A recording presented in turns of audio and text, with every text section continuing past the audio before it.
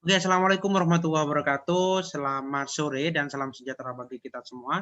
Oke, pada kesempatan kali ini saya akan menjelaskan terkait dengan hasil review saya. Tapi sebelum itu saya akan memperkenalkan diri terlebih dahulu. Nama saya Sauki Agung Firmanda, NIM 180321100044, program studi agribisnis Fakultas Pertanian Universitas Trunojoyo Madura. Nah, pada kesempatan kali ini saya akan menjelaskan terkait dengan hasil review dari salah satu artikel yang saya pilih, yaitu terkait dengan analisis efisiensi petani bawang merah di Brebes, Jawa Tengah.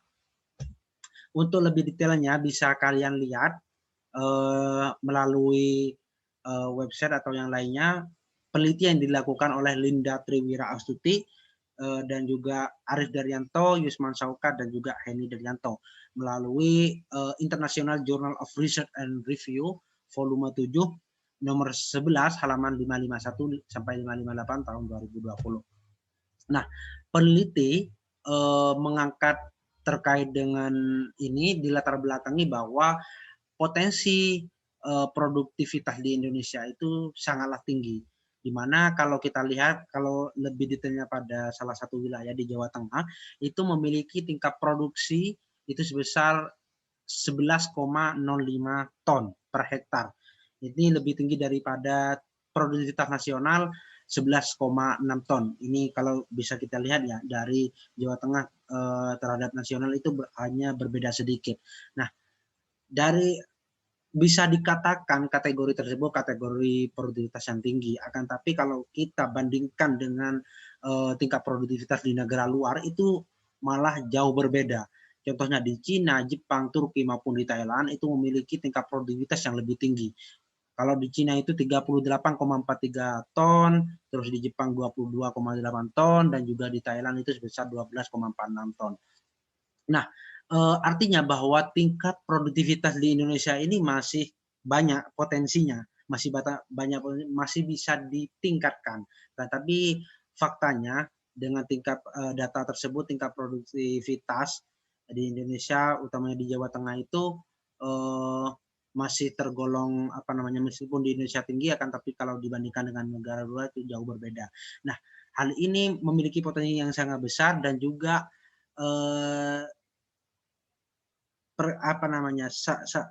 tingkat produktivitas yang kalah jauh itu akibat karena ketidakefisienan dalam penggunaan faktor-faktor produksi dalam melakukan usaha budidaya bawang merah ini.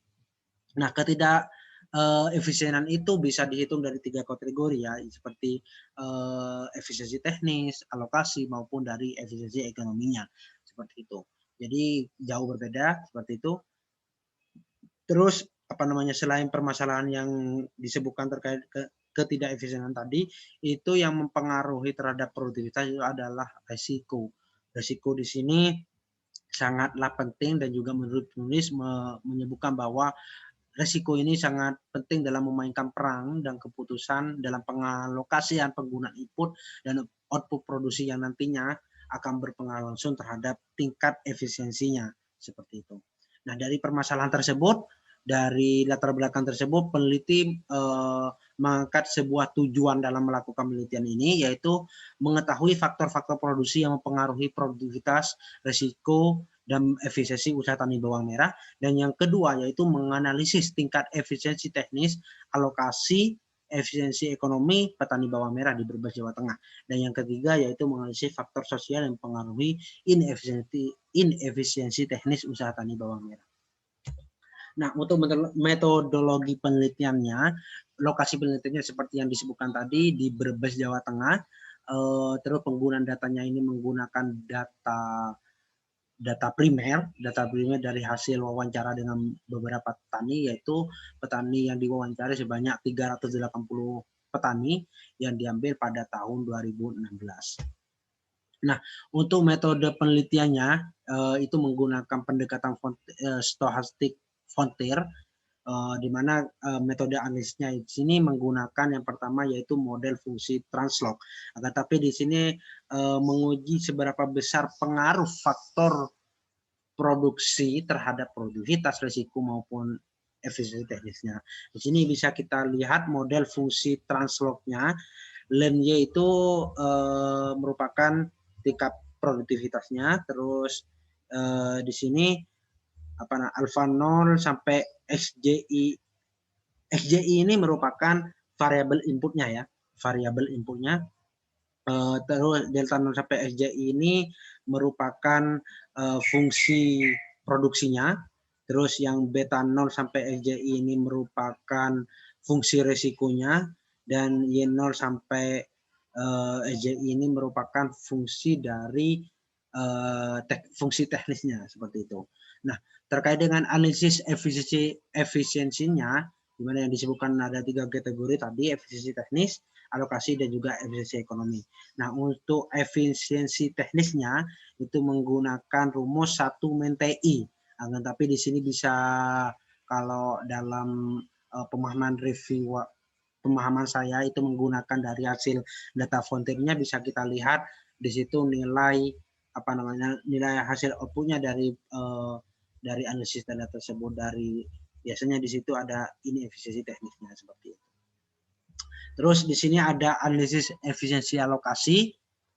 Di sini agak berbeda ya dengan pemahaman dari saya sendiri, tapi di sini saya memahami bahwa inefisiensi alokasi yang dipahami saya itu kan terkait dengan biaya, penggunaan biaya, alokasi, distribusi, dan juga yang lainnya. Di sini penggunaan analisis efisiensi alokasi ini bisa diketahui FJXI ini merupakan turunan pertama. Ini NJ ini merupakan efisiensi alokasinya ya. FJXI ini merupakan turunan pertama dari fungsi produksinya, dan juga dikurangi WJ. WJ itu merupakan rasio harga bawang merah. Terus Theta GJSI ini merupakan turunan pertama dari fungsi risiko terhadap input I, dan juga min SKJSI ini merupakan turunan pertama fungsi teknis terhadap input I, seperti itu. Terus kemudian dilanjutkan dengan analisis efisiensi ekonomi, di mana seperti yang kita ketahui efisiensi ekonomi dihitung dari hasil perkalian efisiensi teknis dikalikan dengan efisiensi alokasi, seperti itu. Nah, selanjutnya karena di sini menggunakan model fungsi produksi translog, di situ ada faktor-faktor sosial,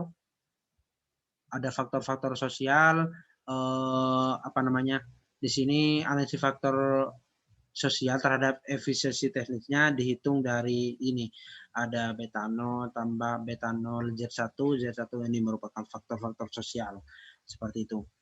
Kalau kita memahami fungsi produksi translog itu kan hasil ada tambahan, perbedaannya dengan COP12 ada perbedaan perkalian suku pertama dikalikan suku kedua dikalikan 0,5 ditambah suku kedua kali suku ketiga, dan selanjutnya, seperti itu. Jadi di situ ada faktor-faktor sosial. Faktor-faktor sosial tersebut selanjutnya faktor-faktor sosial yang dimasukkan di sini adalah faktor sosial yang secara langsung mempengaruhi terhadap penggunaan terhadap efisiensi teknis tadi, seperti itu. Dari fungsi translog ini kan akan menghasilkan inefisiensi teknisnya seberapa, dan juga yang mempengaruhi terhadap efisiensi teknis tadi ada faktor-faktor lainnya, seperti itu. Terus hasil pembahasan di sini peneliti terlebih dahulu menjelaskan terkait dengan karakteristik petani bawang merah di Brebes, di mana karakteristiknya bisa kita lihat dari petani bawang merah. Petani bawang merah ini memiliki rata-rata umur 50 tahun, seperti itu.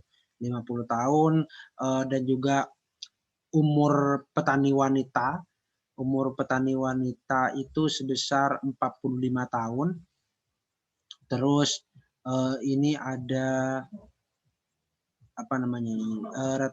jumlah tanggungan sebesar 4, dan yang rata-rata tanggungannya itu sebanyak 0,98, artinya 1 orang dalam tanggungan dalam keluarga, seperti itu. Nah, karakteristik petani yang lainnya di sini dalam jurnal tersebut menjelaskan bahwa budidaya yang dilakukan petani itu seluas 0,2 hektar dengan rata-rata memproduksinya itu setiap petani itu memproduksi lahan sebanyak 0,5.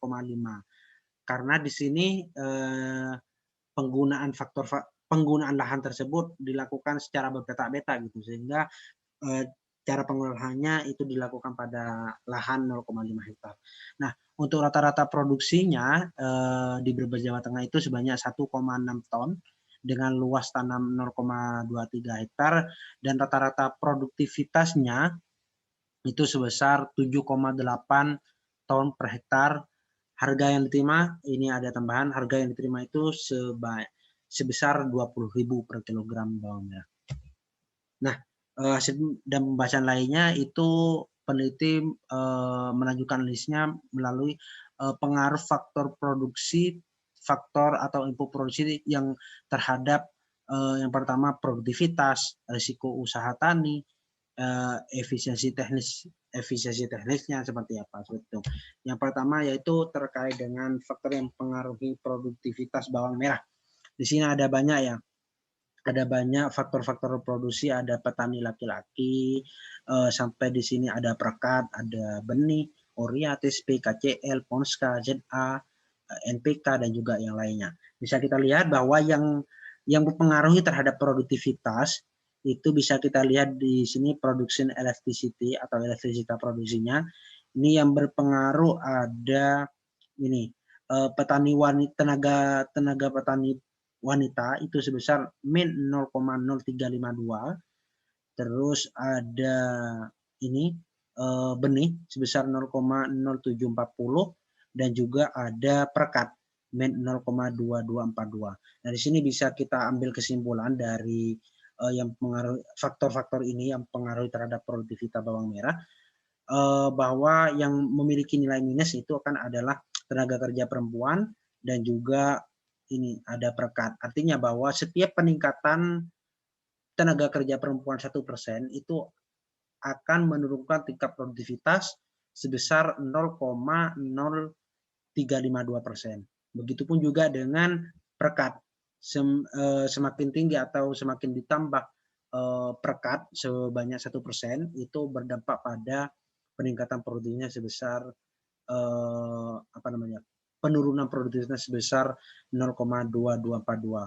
Nah, selain itu yang untuk yang benih ini malah semakin ditambah benih sebanyak 1% itu akan meningkatkan tingkat produktivitas sebanyak 0,0740%.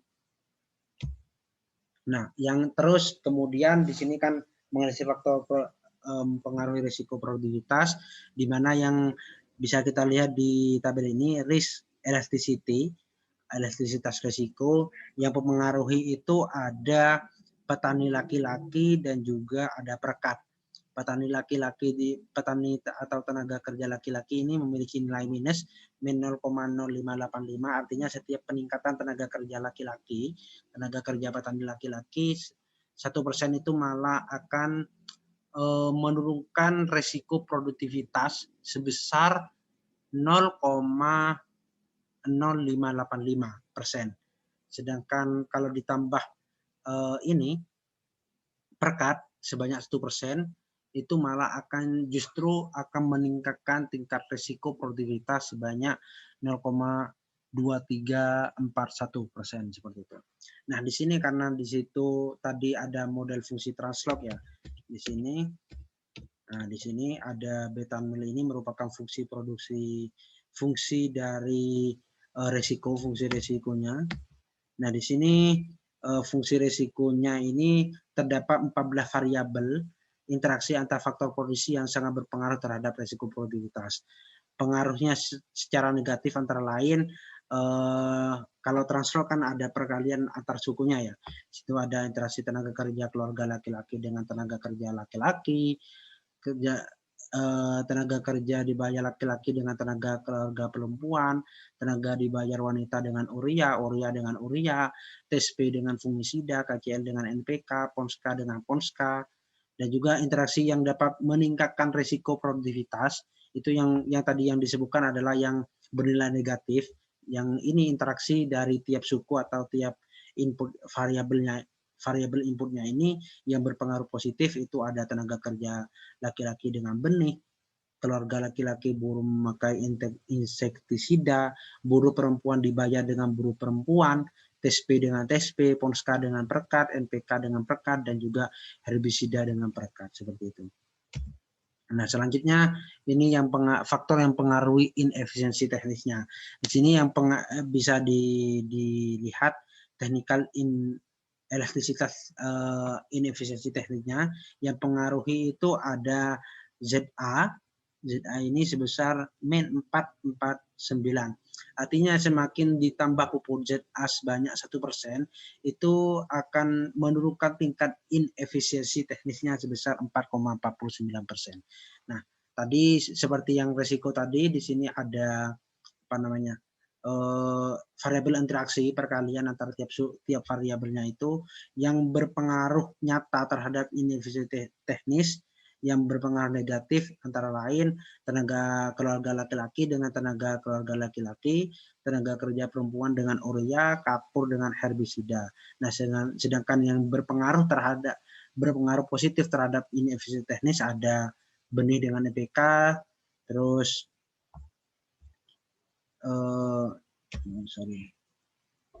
benih dengan NPK.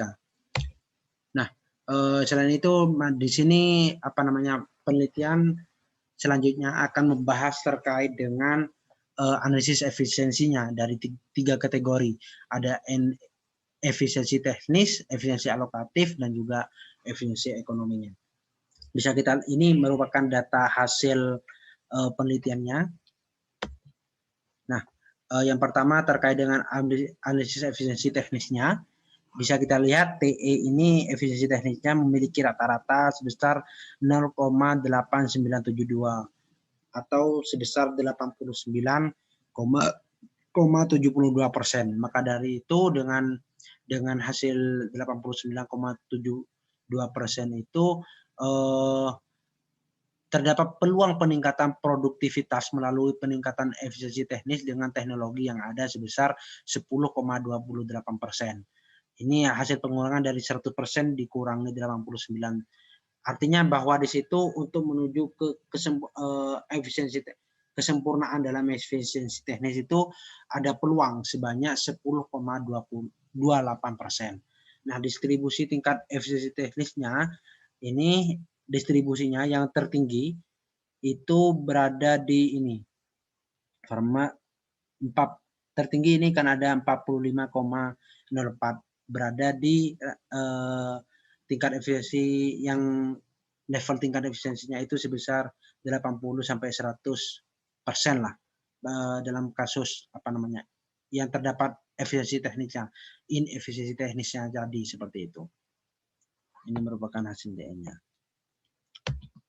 Kemudian dari analisis efisiensi alokasi di mana bisa kita lihat dari nilai rata-ratanya itu sebesar 0,7438 atau 74,38%, dan dengan nilai tersebut jika kita menuju kesempurnaan 100% itu memiliki ruang untuk meningkatkan tingkat produktivitas bawang merah melalui peningkatan efisiensi alokasi yang masih cukup terbuka itu sebesar 25,62%, hasil pengurangan dari 100% dikurangi 74,38%. Seperti itu. Nah, distribusi tingkat efisiensi alokasi bahwa rata-rata petani dalam rata-rata yang memiliki nilai tertinggi di sini bisa kita lihat itu sebesar 98,64, itu sebanyak 353 petani ini yang memiliki nilai efisiensi alokasi tertinggi itu sebanyak 80 sampai 100% seperti itu. Selanjutnya terkait dengan analisis efisiensi ekonomi. Nah, di sini yang paling penting ya, efisiensi ekonomi merupakan hasil perkalian dari efisiensi alokasi dikalikan efisiensi teknis tadi, seperti itu. Maaf. Nah, di sini Bisa kita lihat dari efisiensi ekonominya. Nilai rata-ratanya 0,6675% atau 66,75%. Distribusi tingkat efisiensi ekonominya rata-rata petani nilai tertinggi tingkat efisiensi itu ada efisiensi ekonominya nilai tertingginya ya. Ada di ini 34,32% atau sebanyak 128 petani itu sebesar 60 sampai 80% seperti itu. Dari hasil ini dapat dikatakan bahwa kontribusi terbesar dalam mencapai efisiensi ekonomi adalah berasal dari efisiensi alokasi seperti itu.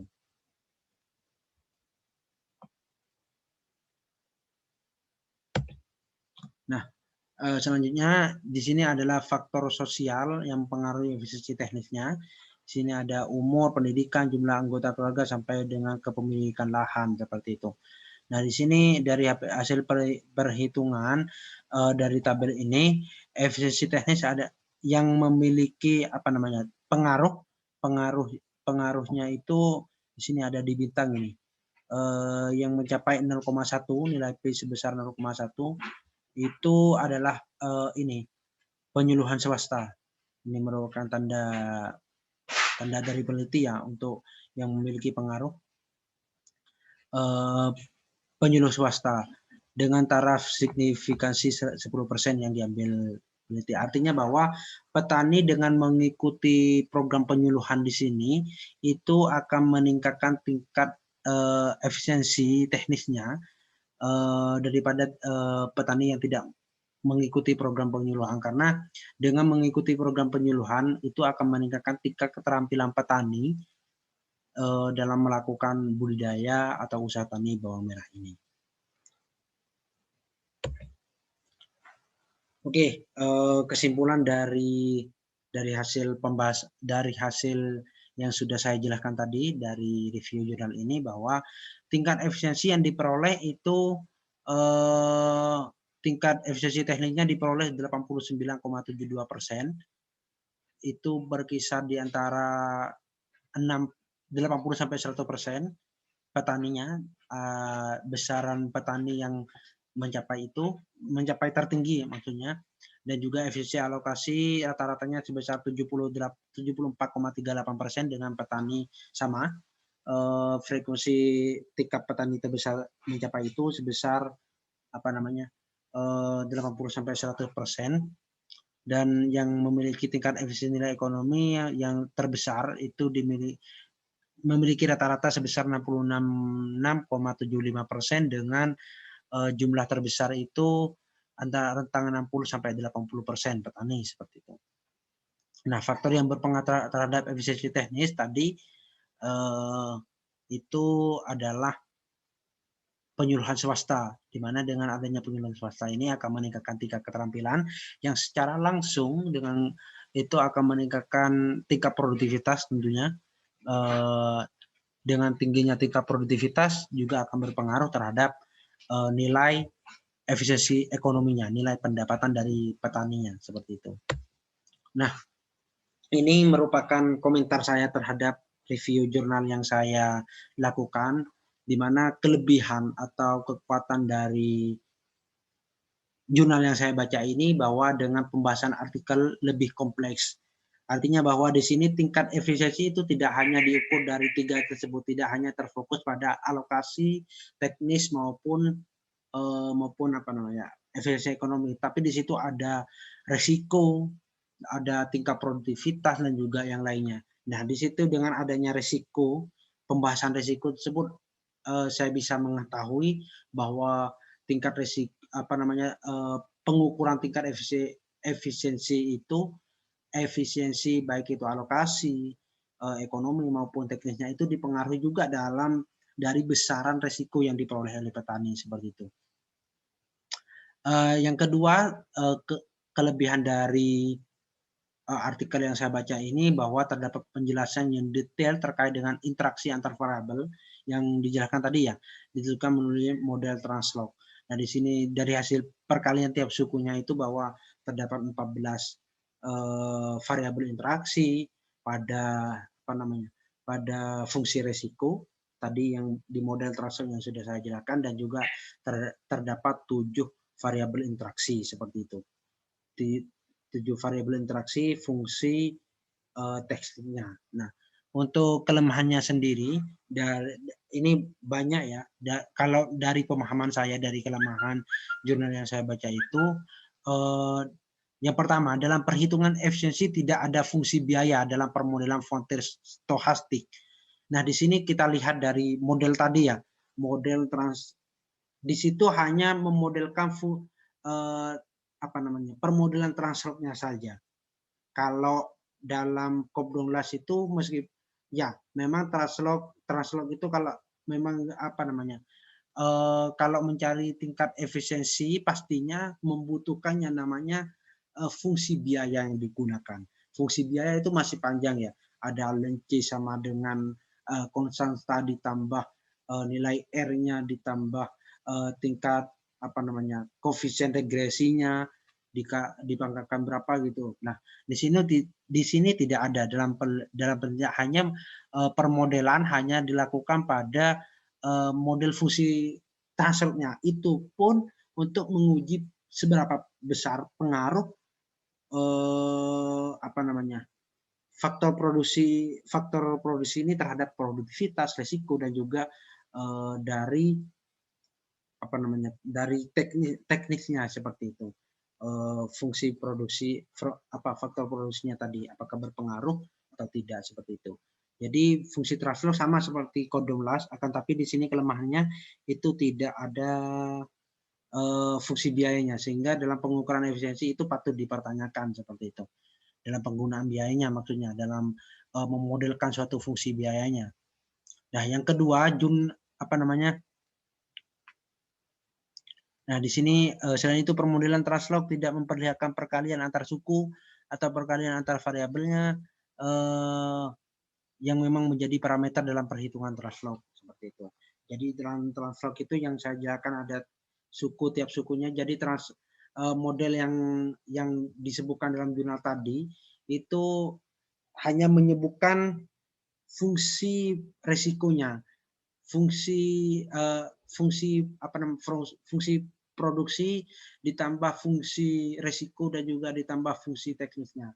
Nah, di sini saya masih belum melihat terkait dengan hasil perkalian. Kalau permodelan translog itu panjang ya, dari fungsi COP12 ditambah dengan 0,5 dikalikan suku pertama dikalikan suku kedua, masih dipangkatkan, dan juga ada variabel interaksi lainnya yang memang di situ masih panjang gitu dalam permodelan translog. Nah, di sini tidak ada juga di dalam jurnalnya.